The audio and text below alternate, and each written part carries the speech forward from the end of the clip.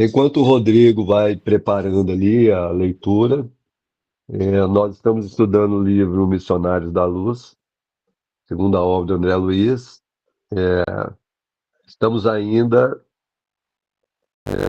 no sentido, o ainda no sentido de que o estudo ele vai caminhando e nós estamos estudando uma parte em que o amigo espiritual ele faz uma descrição da epífise, as funções biológicas dela e no contexto espiritual é, a importância dela dentro de uma visão mais ampla.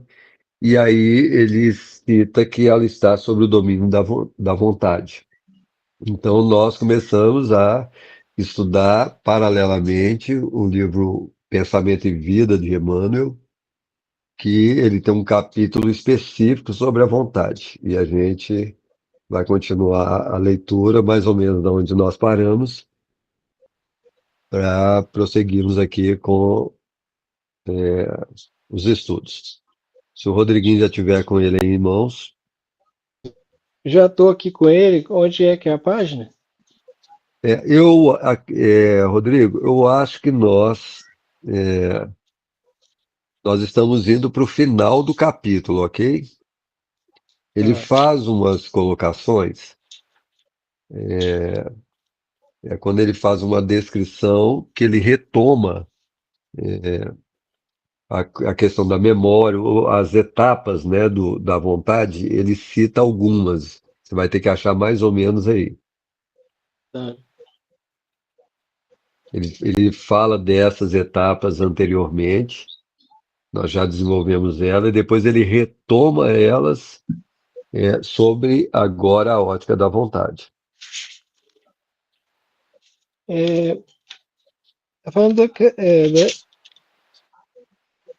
Ele fala do eletromagnetismo, ele está isso. mais ou menos aí.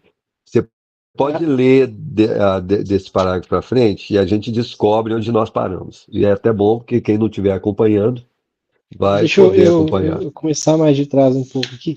Isso.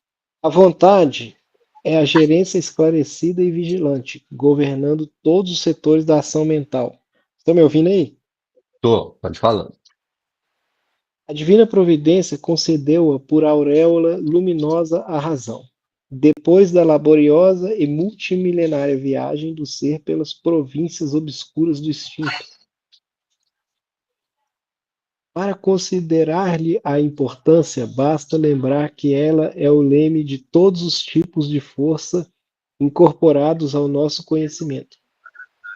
A eletricidade é a energia dinâmica, o magnetismo é a energia estática, o pensamento é a força eletromagnética. Pensamento, eletricidade e magnetismo conjugam-se em todas as manifestações da vida universal, criando gravitação e afinidade, assimilação e desassimilação, nos campos múltiplos da forma que servem à romagem do espírito para as metas supremas, traçadas pelo plano divino. A vontade, contudo, é o impacto determinante. Nela dispomos do botão poderoso que decide o movimento ou a inércia da máquina. O cérebro é o dínamo que produz a energia mental, segundo a capacidade de reflexão que lhe é própria. No entanto, na vontade, temos o controle que a dirige nesse ou naquele rumo, estabelecendo causas que comandam os problemas do destino. Sem ela, o desejo pode comparar, desculpa, sem ela, o desejo pode comprar ao engano aflitivos séculos de reparação e sofrimento. A inteligência pode aprisionar-se na enxovia da criminalidade. A imaginação pode gerar perigosos monstros na sombra. E a memória, não obstante fiel à sua função de registradora, conforme a destinação que a natureza lhe assinala, pode cair em deplorável relaxamento. Rodrigo, Só. Oi. só um minuto. Eu vou ter que recapitular aí, que nós, nos estudos anteriores, deixamos passar uma situação que ele cita aí que é interessante. Ele coloca assim, sem ela, sem o controle da vontade, ok? Sem Certo. ela, é, a, o primeiro que ele coloca aí, sem ela, o desejo, ele pode ler esse pedaço. Sem ela, o desejo pode comprar ao engano aflitivos séculos de reparação e sofrimento. Isso. Aí, Quando ele faz essa colocação, significa que é possível que o ser humano, nas linhas da evolução, possa se afastar do domínio da vontade? acho que sim, né? Sim, porque o efeito o efeito dessa do abandono da vontade, nos direcionando, faz com que a pessoa vá experimentar esses estágios nos moldes. Não é que a vontade vai desamparar, mas quando o movimento do ser, né, o ser da evolução, ele se distancia da influência da vontade, porque é ela quem vai dar o discernimento em relação, talvez, às escolhas ou as. Não, não posso nem dizer só de escolha. Quando a influência de determinados campos nos movimentam, fazendo com que a gente caminhe sobre essas determinadas influências, sem uma noção mais clara do caminho pelo qual eu possa estar trilhando, a vontade ela vai tentar nos auxiliar. Mas se nós nos tornarmos fechados a esse auxílio, nós vamos experimentar exatamente os desequilíbrios que ele fala desses departamentos. E a vontade não pode fazer nada nesse sentido, porque tudo, na verdade, é experimentação do ser. O ser humano, ele precisa, o ser da evolução, ele precisa desenvolver as suas capacidades de qualquer maneira. E quando a gente pensa nesse contexto, é, aí eu quero que você retoma, né? Vou voltar aos quatro itens que ele fala do desejo às cegas, que ele pode levar, ele vai falar de cada um deles. Aí a pergunta que eu vou fazer é, assim que o Rodrigo acabar de reler essa passagem, das quatro etapas, dos quatro elementos que estão sujeitos ao abandono da vontade, por que a vontade teria que deixar com que esses outros departamentos da mente funcionem sem que ele possa interferir? Então, a minha pergunta está nesse sentido. Aí eu quero que o Rodrigo volte à leitura dos quatro pontos que ele vai colocar, do desejo, e aí prossegue, fazendo favor. Sem a vontade, o desejo pode comprar ao engano aflitivos séculos de reparação e sofrimento. A O inteligência, desejo, o desejo, ele pode comprar ao engano. Ele vai se associar ao engano, porque ele está sem um gerenciamento. Então ele vai experimentar através do engano séculos de experiências complexas. Pode seguir. a inteligência pode aprisionar-se na enxovia da criminalidade. A imaginação, Inteligência e criminalidade. É, um campo acaba atraindo o outro. Pode prosseguir. a imaginação pode gerar perigosos monstros na sombra. E a memória, não obstante fiel à sua função de registradora, conforme a destinação que a natureza lhe assinala, pode cair em deplorável relaxamento. Muito bacana isso. Então, mas nós já trabalhamos esses aspectos, ok? Agora eu vou voltar à pergunta. É, como que a vontade poderia se afastar desse movimento como que ela poderia se afastar, nos deixando nas condições de ter que experimentar de forma direta as linhas do desequilíbrio. E por que que isso acontece? E de que forma isso acontece? Quem tem uma ideia? Baseados no que nós já estudamos, a vontade, teoricamente, ela está aonde? Onde está a vontade em nós?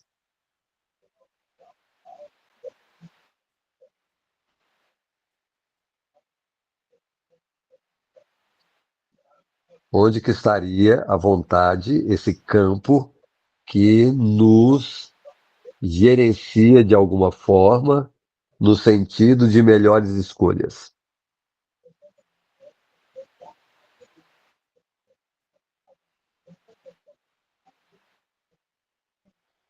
Quem Vontade está arrisca? no campo emocional? Você pediu qual campo que é também?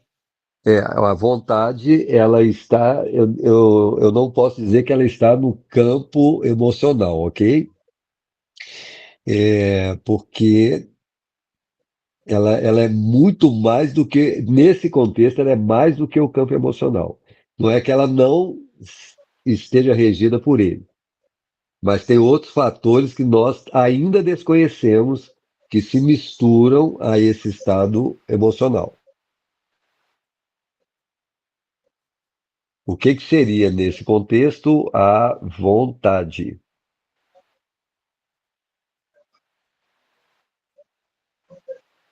A gente vai depreendendo que a vontade em nós está muito associado, de alguma forma, a qual acontecimento fortalece e sustenta esses departamentos mentais que nós caracterizamos como uma individualidade. Qual é o campo, qual é o. É tão difícil usar um termo adequado. Qual é o elemento, o que que acontece que surge para nós como um aspecto da vontade nos auxiliando em todos os departamentos da mente. Seria a fé? Ele está na fé também, mas está para além dela. O fenômeno, ele é a representação da fé. Ele por si só, ele já representa a fé. Mas o que que seria esse fenômeno?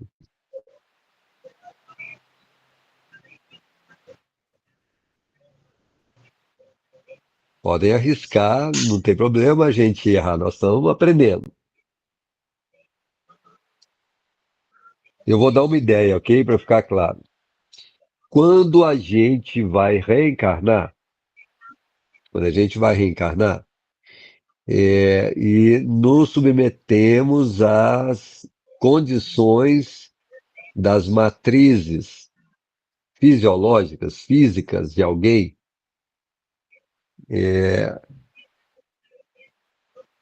quando eu estou nas linhas de preparação para voltar à Terra, quem ou o que passa a ser o regente da minha vontade. Deixa vocês entenderem. Estou voltando para a Terra. Me vinculo à matriz da mãe que eu vou ter, porque ela é a matriz que permite meu processo de retorno à Terra, o processo reencarnatório. A vontade, a partir dali, a partir do momento que eu já me instauro dentro da estrutura do útero materno ali, onde que está a vontade em mim? ela é sustentada aonde? Ou como? Mais do que aonde? Como?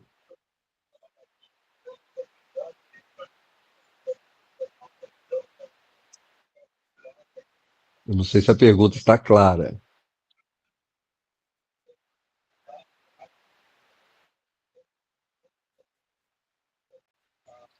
O ser reencarnante que está no processo de nascimento para a Terra, quando ele está nesse local, a vontade dele está submetido como? Como que ela é submetida?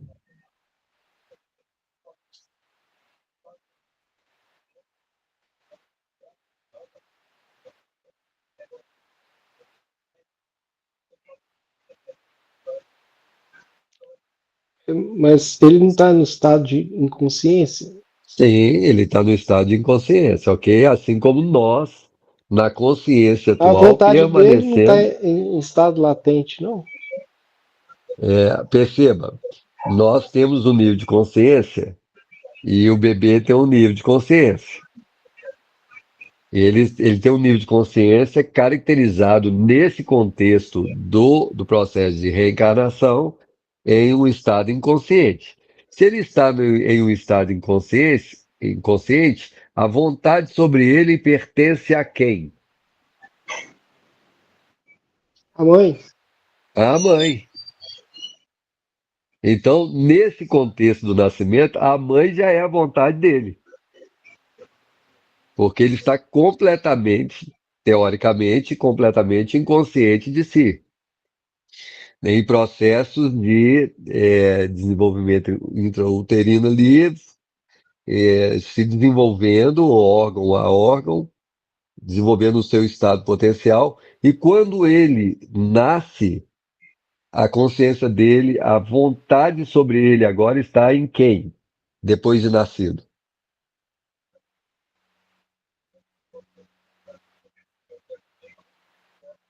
Tá nele mesmo. Ah, ele é Tá- inconsciente, Continua com os pais, não?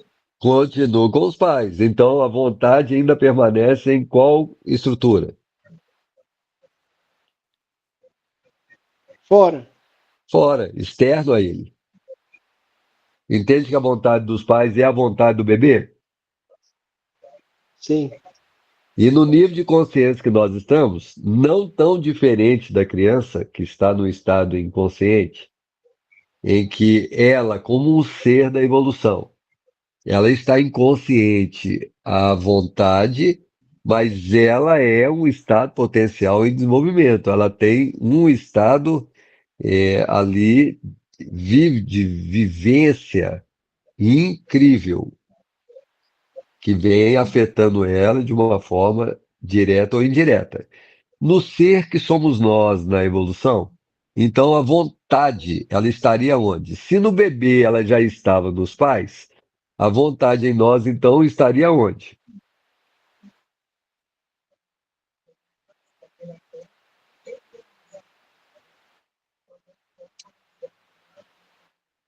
Nos espíritos superiores. Em todas as mentes que têm uma capacidade superior à nossa, que interligados a nós de uma forma ou de outra, tentam nos amparar para que as linhas de desenvolvimento, de crescimento, de desenvolvimento de potenciais em nós, eles ocorram de maneira segura, de uma maneira, assim como os pais vão atuando no filho, nas linhas da educação, dando a ele todo o suporte de que ele precisa para atingir a maioridade e tentar seguir a sua vida em etapas já diferentes, não é diferente com o mundo espiritual em relação a nós. E aí, é, se os pais, é, que hora que o pai e a mãe é obrigado a abandonar o filho?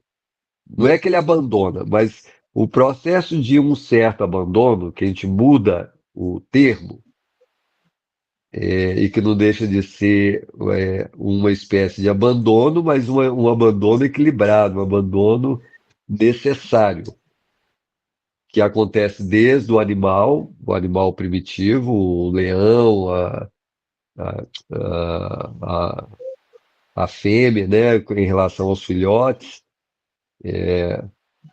Chega uma hora que o filhote ele vai crescendo, vai adquirindo uma certa autonomia, e quando ele aprendeu, a mãe vai abandoná-lo. Aquele abandono do animal ali em relação aos filhotes, para que eles se desenvolvam. E que hora que ele apresenta no movimento humano, que hora que nós temos que, de uma certa forma ou de outra, meio que abandonarmos os nossos filhos para que eles cresçam por eles mesmos. Quando é que esse fenômeno acontece? Quando se torna adulto. Quando se torna adulto. Então, quando ele se torna adulto, os pais passam a ter pouca influência sobre ele. No mundo espiritual não é diferente. Quando nós atingimos uma determinada faixa de capacidades, né, que permitem que a gente já escolha, que a gente faça as escolhas, conscientes ou inconscientes, porque a consciência da escolha e a inconsciência da escolha, ela vai se apresentar em várias etapas. Ela vai estar conosco continuamente, mas ela vai se apresentar de maneira diferente.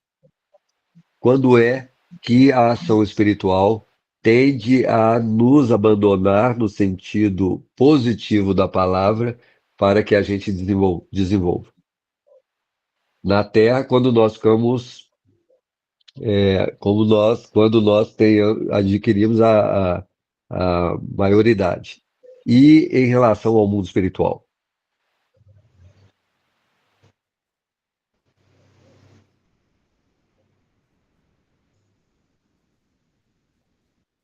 Que hora que os espíritos eles passam ou deixam de influenciar cada um de nós naquilo que é passível de uma influenciação para uma linha de crescimento. Que hora que esse campo ele se fecha de uma forma ou de outra. Que hora que os espíritos tendem a nos deixar, abandonar positivamente para que a gente faça as escolhas ideais a partir dali. Quando que esse processo ele ocorre? Bem-vindos ao Caramelo News. Quando a gente torna espírito puro, Com muita informação para a gente trazer. Vamos separei um estudo para a gente conversar sobre isso e dar informações. Qual foi o objetivo?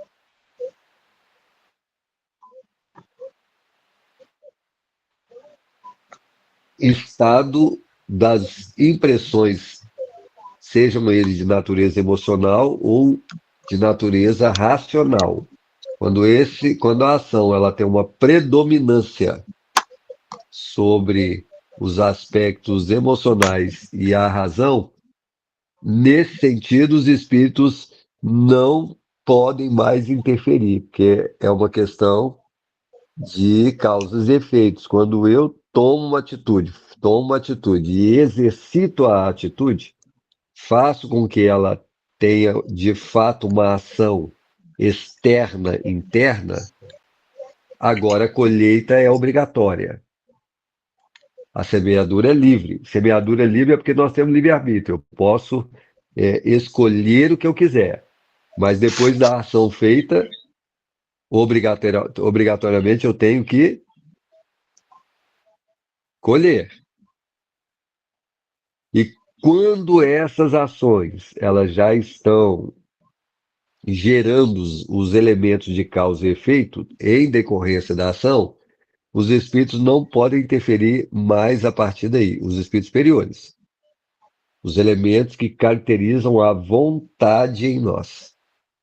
Eles não poderiam interferir porque eu já lancei, eu passo a lançar mão daquilo que traz resposta, que vai trazer resposta daquilo que eu estou fazendo, que também não deixa de ser um aprendizado.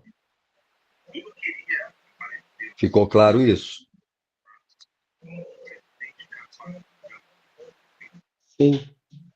Imagina que eu entro no lugar para fazer um furto.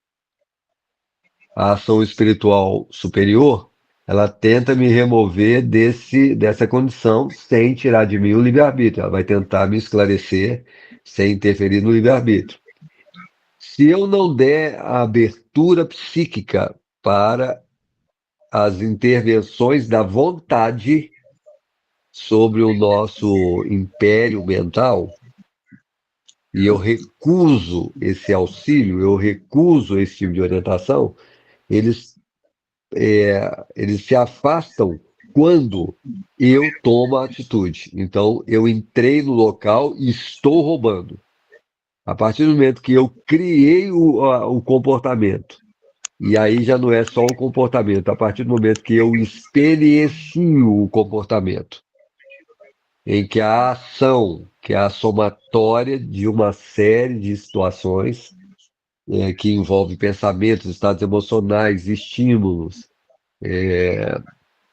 influências positivas ou negativas baseados na escolha que eu faço, a partir do momento que essa ação ela é produzida, ela vai gerar consequência.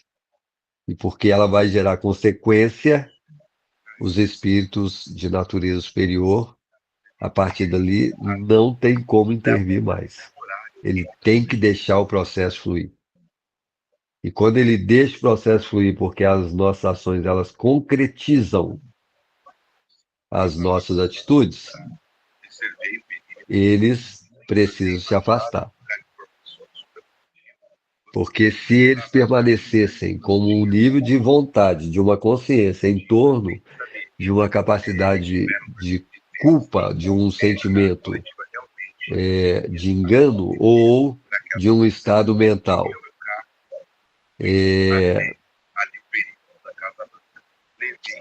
de um estado mental que ele.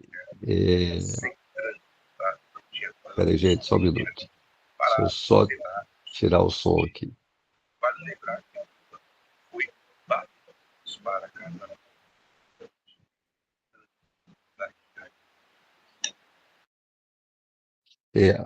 A partir do momento em que a escolha que eu faça, que sai da escolha e ela transforma em ação concreta, as leis de causa e efeito já estão lançadas e eu vou ter que passar por ela. E aí a ação espiritual superior ela tem que afastar, porque quando eu tomar a atitude, quando eu transformo todos os elementos internos que fazem parte de mim na experimentação direta com algo, que ele vai gerar o efeito sobre mim, a minha ação vai vincular e atrair mentes semelhantes a esse tipo de atitude que eu passe a tomar. Quando isso ocorrer pelas leis da afinidade, por isso que ele criou o termo, que ele fala, criou não, ele fala do termo gravitação ali, onde a gravitação ela vai acontecer e as afinidades elas ocorrem a partir daí, eu posso me direcionar se é para o crime, eu posso ficar muito tempo em uma linha de resgate e sofrimento em torno disso. Tanto em relação ao campo material onde eu me encontro, tanto quanto em relação à chegada ao mundo espiritual pós passagem pela Terra, continuando nas linhas de efeito da ação praticada. E isso pode me prender durante muitos anos no mundo espiritual, em um estado psíquico de muito pouco reconhecimento ou percepção clara do que é que está acontecendo comigo devido às próprias atitudes. Então, a vontade, ela pode se afastar quando os espíritos superiores não conseguem mais modificar os efeitos da ação que agora eu passo a ter sobre mim mesmo, gerando o destino em relação ao futuro. Deu para entender, gente, que hora que a vontade ela pode não ocorrer sobre nós mais? Dá para ficar claro isso? Sim. E a ação espiritual, a vontade, nesse caso, ela pode vir a interceder quando o meu comportamento, nos efeitos dele, começam a atingir a liberdade do outro. Quando a minha ação tem um efeito sobre o outro, o mundo espiritual superior, ele surge para fazer o que é possível em relação às linhas de efeito que a minha atitude pode causar a alguém. Então ele volta a atuar nesse sentido, tentando auxiliar a pessoa que passou a ser vítima das linhas do meu estado psíquico, mas ao mesmo tempo eles não podem retirar o que faz com que aquela pessoa que agora sofre a minha ação, é, eles vão ter que atuar de uma forma que eles não interfiram, porque tem alguma razão de eu estar vinculado àquela mente que agora está abandonada pela vontade superior. Mas ela pode tentar fazer uma intervenção na vontade daquele que está submetido, desde que a gente dê as devidas aberturas para isso. É, Continuamos. deixa eu só perguntar aqui uma coisa. Então, assim, pelo que a gente conversou nas outras reuniões, para que o espírito evoluído não interfira no nosso livre-arbítrio, a interferência dele é diferente, né? A interferência dele Isso. Não tira escolha ela da gente. é assim, ela age sobre o nosso, a interferência dele age sobre o nosso cabedal de experiências, né? Então, a gente tem Isso, todo um isso. cabedal de experiências dentro da nossa Arquivados na memória. gente. Isso, Então tem, ele vai lá exatamente. e fuça lá como se fossem umas pecinhas de quebra-cabeça, né? Ele vai Aham, encaixando os aham. quebra-cabeças e vai juntando no nosso psiquismo e a gente consegue, às vezes, ter algumas ideias que são da gente mesmo. Isso. Muito Então, bom, é isso mesmo. essa é a forma dos espíritos interferirem na nossa vida De sem alguma que, forma. que altere o nosso livre-arbítrio, porque são coisas nossas, né? Isso. Mas quando eu Então, me fecho para isso, quando eu me fecho para essa ação espiritual, eles já não podem fazer essa intervenção. mas deixa eu só perguntar uma coisa aqui. Então, Ah, imagina que eu tenho um quebra-cabeça, eu sou um espírito evoluído, suponha, hipoteticamente. aham, Aí eu tô lá uhum, guiando um espírito lá que eu fui designado para guiar ele. Então eu começo a mexer na mente dele lá, nos quebra-cabeça lá, para poder ajudar ele a ter as intuições importantes para a vida dele, para ele crescer. aham, Então eu vou aham, montando as pecinhas de quebra-cabeça dentro da mente dele. Então eu vou lá, coloco os quebra-cabeça, vai formando, forma uma imagem, correto? Aí ele vê isso. aquela imagem, desperta e fala, opa, melhorei. Aí começa tudo de novo o processo. Eu vou lá, pego os quebra-cabeça dentro da mente dele, vou juntando, formo outra imagem. Só que Aham, chega um momento que você vai exaurindo tudo. O que que eu penso assim que o espírito evoluído tem hora que faz? Ele deixa a gente por conta própria, porque não tem mais nenhum quebra-cabeça para ele montar lá. A gente vai ter que viver mais coisas para armazenar mais informação para nossa mente, para que ele possa depois novamente entrar lá dentro da nossa mente e começar a fazer os quebra-cabeças de novo, entendeu? Que eu penso assim, aham, como nós somos espíritos ainda muito ainda rudimentares, né, recém-chegados no pensamento contínuo, né, a gente acabou de ser animal, aham, né, há pouco tempo atrás, aham. eu imagino que o nosso cabedal de experiência é tão assim pobre, que na hora Pequeno que ainda. Aham. que o espírito superior, na hora que ele chega lá para tentar mexer o quebra-cabeça, para tentar dar a intuição para a gente, ele não tem É muito muita ferramenta. rudimentar ainda. Ele não tem Isso, não tem. ferramentas para isso. Então eu acho que Não, a minha pergunta é, ele vai deixar a gente realmente por conta própria para adquirir mais experiência, para que depois ele volte para a nossa mente de não, novo, para tentar. não, não funciona assim. É porque se eu pensar nas estruturas evolutivas, é, é como se eu falasse assim, por que que não pode, por que que não é nessa fase que ele abandona? Ele não abandona nessa fase. Porque é, a linha da evolução, o processo da evolução, ele é muito amplo.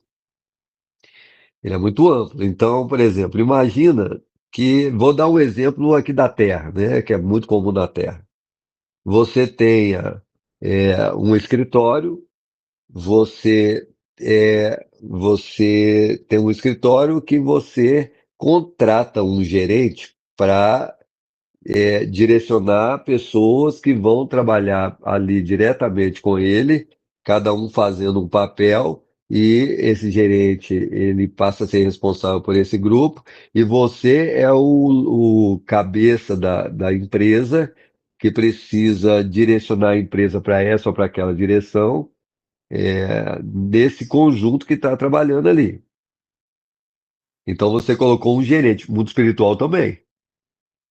Quando o espírito ele está na experimentação dele ali, ele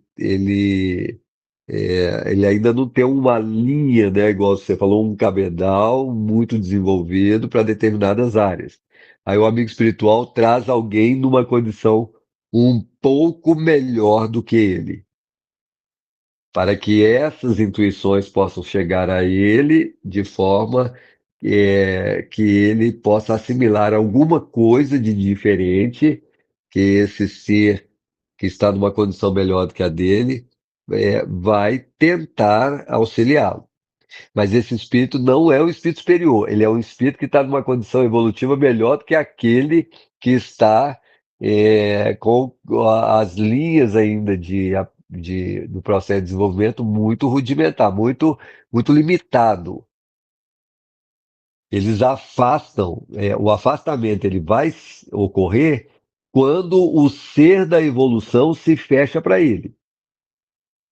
Os amigos espirituais, eles aproximam tentando trazer as intuições necessárias para que você tenha alguma linha de discernimento, inclusive durante o sono, para que alguma coisa possa nos afetar ou nos envolver de uma forma que ele gere um discernimento melhor em relação ao que eu estava fazendo. Mas se a pessoa não der essa abertura, não permitir, aí o amigo espiritual ele é obrigado a se afastar. Porque na hora que ele afastar mentes desequilibradas, tanto quanto aquela pessoa que está numa limitação da sua potencialidade, ou aqueles outros espíritos afins com ele, que também estão limitados, passam a gerar, pelas leis de afinidade, que é natural, pertence à natureza, passam a vincular com ele ali um campo que vai gerar, pode gerar muito tempo de ilusão, muito tempo de escravização. E os amigos espirituais têm que deixar, porque isso não deixa de ser experiência. Deu para entender? Sim, Que nessa etapa eles não abandonam, eles vão trazer alguém numa condição melhor. Mas alguém numa condição melhor não pode interferir no meu modo de ser. E ele vai tomar muita consciência disso, porque se ele interferir, ele gera um processo kármico comigo, que é o que o mundo é, inferior, espiritual inferior, faz direto, quando ele cria umas linhas de obsessão. Ele cria toda obsessão essa, direta é, toda essa complexidade vem do fato da preservação do livre-arbítrio, né? Por isso que gera essa tem, complexidade. exatamente, exatamente. E é que no meio do processo do livre-arbítrio tem um fenômeno chamado afinidade. Afinidade é uma lei. E nas leis de afinidade, geram-se, aí entra, não é só a minha escolha, começa a vir escolhas é, é, como se fosse um processo social, múltiplas, né, de vários tipos de influência, porque eles estão eles estão vibrando no mesmo campo. E aí a lei da afinidade agrega, faz essa agregação dessas mentes, podendo levar a pessoa a muito tempo para reparar algo, ok? Deu para ficar claro essa passagem do Emmanuel quando ele fala que é possível que a mente em desenvolvimento, né, da evolução, ela pode sofrer o abandono da vontade. Isso pode acontecer gerando grandes processos mais complexos na evolução daquele ser que está entregue a si mesmo.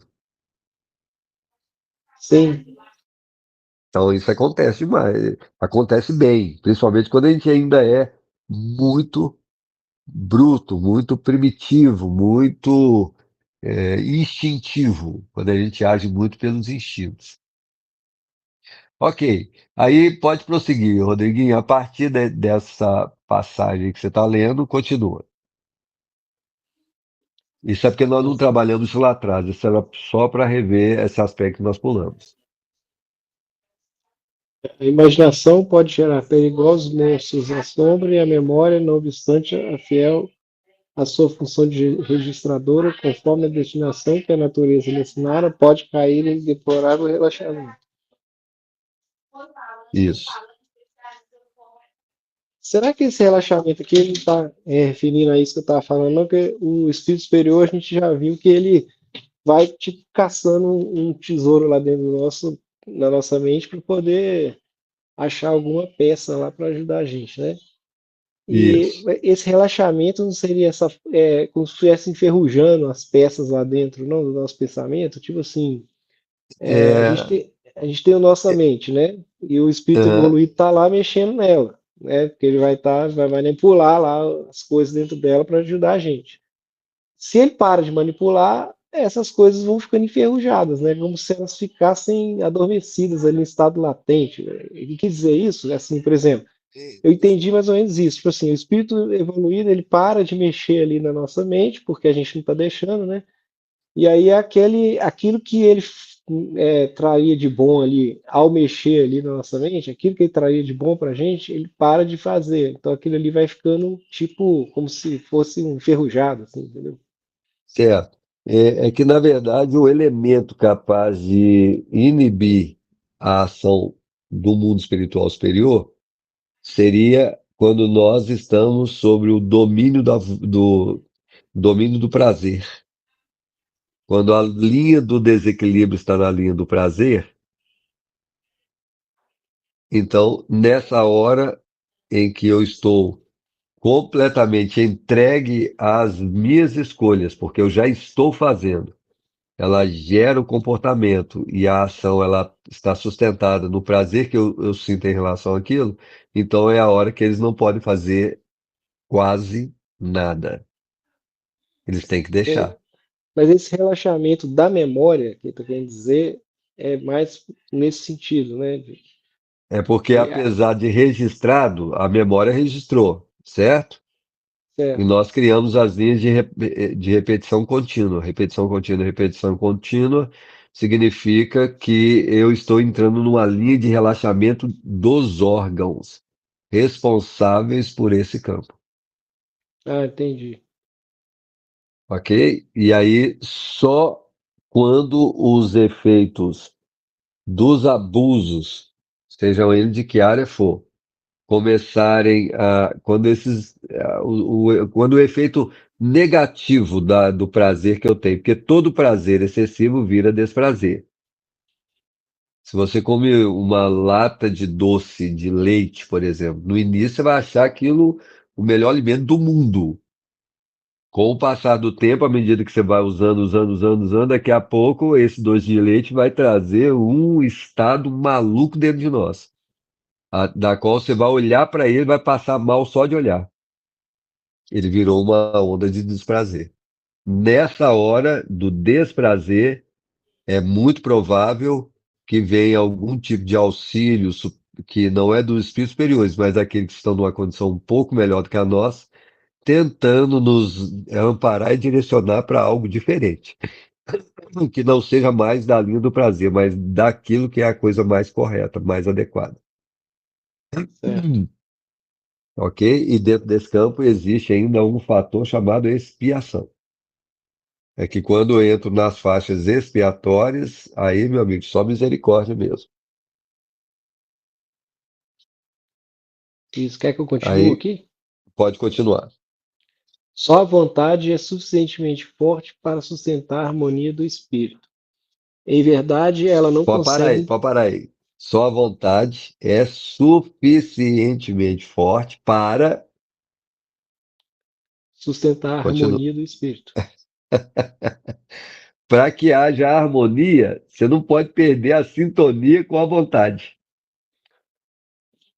Nós não podemos relaxar nosso estado interior sem buscar nos amigos espirituais superiores as intuições e orientações necessárias ao nosso crescimento. Uma coisa que parece Porque na- paradoxal aqui, Hum, ô Ismael, é que assim, né, ele fala da vontade o tempo todo como se ela estivesse fora, mas ela está dentro, né? aham, tá Não é uma dentro. coisa, não é uma coisa paradoxal aqui? Porque Não, é paradoxal porque é na como se a verdade, vontade fosse estivesse fora da gente, entendeu? é porque a vontade que está fora, espíritos superiores, ok? O Sei, espírito superior, ele na verdade, como ele não pode interferir nas minhas capacidades, ele precisa, o que ele faz é tentar acionar as forças mais profundas em mim, que estão em estado de inconsciente, para que elas possam, de alguma forma, na manifestação delas, nos afetar de alguma forma. entendi. Então tá Entendeu? dentro, né? A vontade está Tá dentro, só que ela dentro, é tá estimulada dentro por fora, né? o tempo todo, porque nós não, não É conhecemos aquela dentro ainda. dinâmica que você sempre fala do outro, Aham, né? É a mesma dinâmica. não tem dúvida. Porque no apesar, é, imagina quando eu vou usar o termo, uma comparação. Quando uma pessoa está transtornada, quando uma pessoa está muito nervosa, todas as áreas do sistema nervoso dele estão sob efeito emocional ou sobre efeito de cargas eletromagnéticas que afetam o sistema nervoso. Se ele permanece criando substâncias reativas que afetam o sistema nervoso dele continuamente, ele vai adoecer. Dá para entender isso? Sim, Quando essa pessoa começa a experimentar a dor como um mecanismo de despertar a consciência, a dor ela é indicadora que tem alguma coisa equivocada em nós. Então vem a dor. A dor ela é um, ela é uma espécie de sintoma, ela é uma espécie de informação indicando, tentando nos indicar que tem alguma coisa que nós estamos fazendo, ou, tem alguma coisa errada conosco. E essa coisa que está errada, errada no sentido, tem alguma coisa que não está funcionando de forma adequada, ele está me afetando de uma forma ou de outra.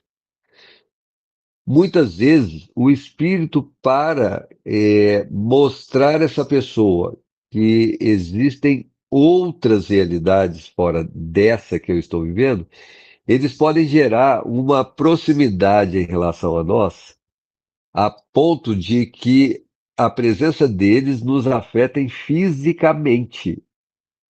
Mas para afetar fisicamente, tem que afetar as estruturas inconscientes dos princípios inteligentes mais evoluídos que estão em nós. Porque quando ele estimular essas áreas muito primitivas em nós, em estado extremamente inconsciente, ela vai produzir um bem-estar que há muito tempo eu não experimento.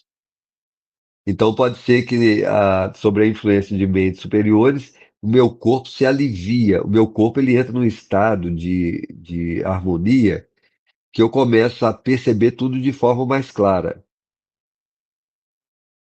Só que naquele momento. Então, na hora que isso acontece, é uma tentativa do mundo espiritual de despertar essa mente para valores diferentes. Mas se mesmo assim, então, vou dar uma parada e como se eu falasse assim, a gente está muito agitado, nervoso, a gente está muito vivendo algum tipo de experiência que tem nos afetado de forma angustiosa. Aí você vai em algum lugar e alguém te ensina a fazer algum tipo de meditação, a um relaxamento mais profundo e tal. Quando você entra nesse relaxamento mais profundo, o corpo fica mais leve, porque ele vai experimentar impressões e sensações diferentes. Quando eu experimento isso, eu experimento um pouco do que eu estava buscando, que é um pouco de paz, de alívio, de leveza, e aí uma série de sensações que os níveis de alteração produzem. Só que se eu não modificar o comportamento, que é o elemento que estava preso às linhas de prazer do passado, se esse campo não modificar, vai adiantar relaxar? Vai adiantar tentar entrar em nível de alteração? Não. Não, aí não tem mais o que fazer, aí tem que deixar. Porque esses estados de alteração realmente são capazes de produzir em nós algo fisiologicamente, funcionalmente, dentro da estrutura biológica, pode gerar algo que nós vamos experimentar e ficar louco com aquilo. Porque aquilo realmente tem um efeito muito eficaz para a gente. Entenderam? Sim. Isso é ação espiritual. Isso é o movimento da vontade superior tentando nos auxiliar da forma ainda mais. Já que o psiquismo ele não está tão saturado que ele não está conseguindo, eles tentam demonstrar de outra maneira, mas se nem dessa outra maneira, que é a forma ainda mais primitiva, mais intensa dentro de nós, não funcionar, meu amigo, aí é algo que tem que deixar o livre-arbítrio livre para ele, e ele livre, mas ele não pode ter efeito de consequência sobre o outro na parte da evolução em que o outro não precisa passar por aquilo, em relação ao que eu faço, para evitar que o outro possa cair em uma situação desnecessária à linha da evolução dele, aí o mundo espiritual tem uma intervenção sobre nós. Podendo ser essa intervenção um processo chamado doença. E não deixa de ser a vontade superior nos amparando de uma forma ou de outra. Tranquilo, gente? Tranquilo. Nós vamos parando por aqui. Ismael, No próximo.